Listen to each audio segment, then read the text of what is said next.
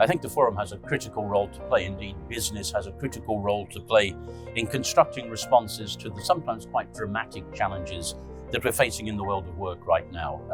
COVID turned everything upside down for 2 years. It's not over yet. And now we're hit by all of the fallout from the Ukrainian crisis. So I think if there's one thing which marks the moment right now, it's massive uncertainty. People are scared. People see their living standards being eroded.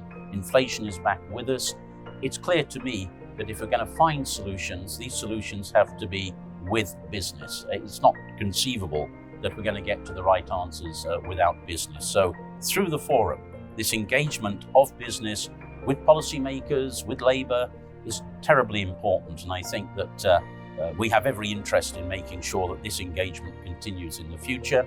And it's not just a discussion, but a real search for practical solutions that truly make a difference to companies themselves and to the people who work for them.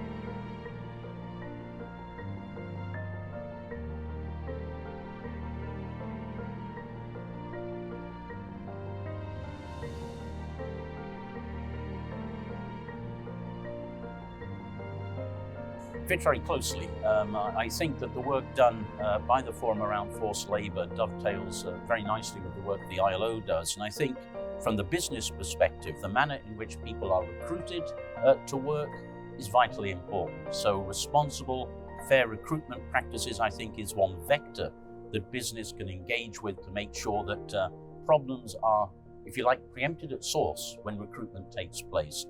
What I think we have to do is to build on the very good examples of good practices to create a critical mass. It's about scaling up the right things that are being done by many companies. So I hope that the forum can join hands with the ILO and begin this scaling up process, because I'm afraid that with increasing vulnerabilities in our societies, dangers of forced labor are actually increasing and not decreasing. We'll be putting out global estimates of forced labor next month, and I'm afraid the news will not be good. And the message is very simple: we must redouble our efforts.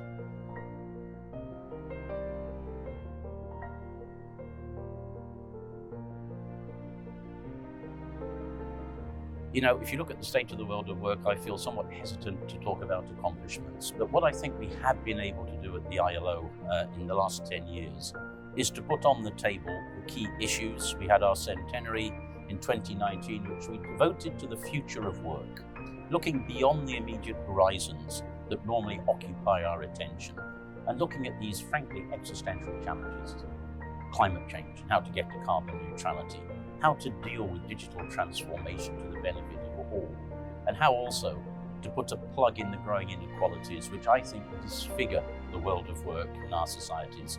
So I don't say we've got to all of the solutions to all of these problems, but I think we've helped to elevate the level of discourse and action upon them. So there is some satisfaction in that.